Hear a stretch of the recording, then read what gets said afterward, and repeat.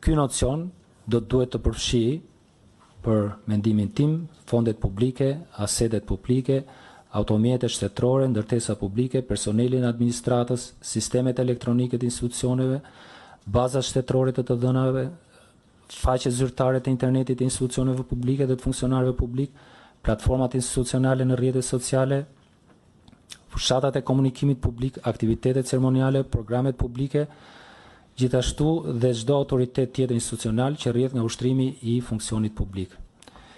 Një përkufizim i tillë duhet të vendoset drejt për drejt në kodin zgjedhor dhe jo të jetë pjesë e aktit nënligjor. Së dyti, legjislacioni aktual nuk formulon në mënyrë të qartë parimin e neutralitetit institucional. Kodi zgjedhor ndalon disa sjellje konkrete, por nuk përmban një normë të përgjithshme që të sanksionojë detyrimin e çdo organi publik për të ushtruar funksionit e tij në mënyrë të paanshme gjatë periudhës zgjedhore. Kodi duhet parashikoj shprehimisht parimin e ndarjes ndërmjet shtetit dhe partisë në pushtet si një standard i administrimit zgjedhor dhe jo si një parim politik. Në shumë vende të OSB-s, ky është një parim me vlerë kushtetuese ose ligjore. Dhe mendoj se edhe në legjislacionin shqiptar duhet të ecet në këtë drejtim. Një dispozitë e tillë do të shërbente si normë bazë mbi të cilën do ndërtojë i gjithë sistemi i kontrollit administrativ.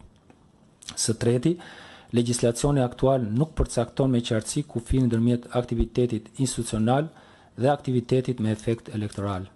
Ky është ndoshta problemi më kompleks në praktik. Administrata publike nuk mund të pezullojë funksionimin e saj gjatë fushatës zgjedhore dhe kjo është e natyrshme. Qeveria natyrisht që duhet të vazhdojë të qeverisë, bashkitë natyrisht që duhet të vazhdojnë të ofrojnë shërbime për qytetarët. Por njëkohësisht ushtrimi i këtyre funksioneve nuk duhet të shndrohet në instrument të promovimit elektoral.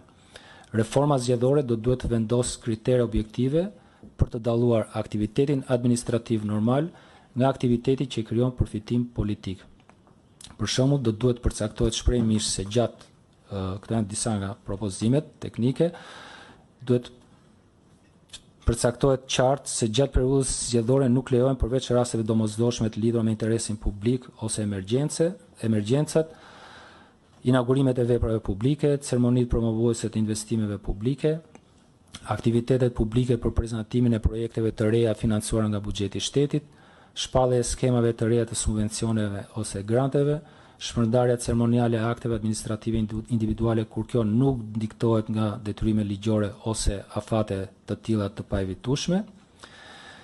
Me këtë rast ndoshta duhet të ketë parashikime që ndalojnë publikimin e veprimtarisë së institucioneve publike gjatë një periudhe të caktuar, përjashtoj rastin kur ajo ka për qëllim informimi publik dhe për një çështje konkrete. Nuk ka, vlerësojmë ne, përse të mediatizohen në çdo formë inspektimet e punimeve të ndryshme publike edhe kur ato janë vërtet të tilla.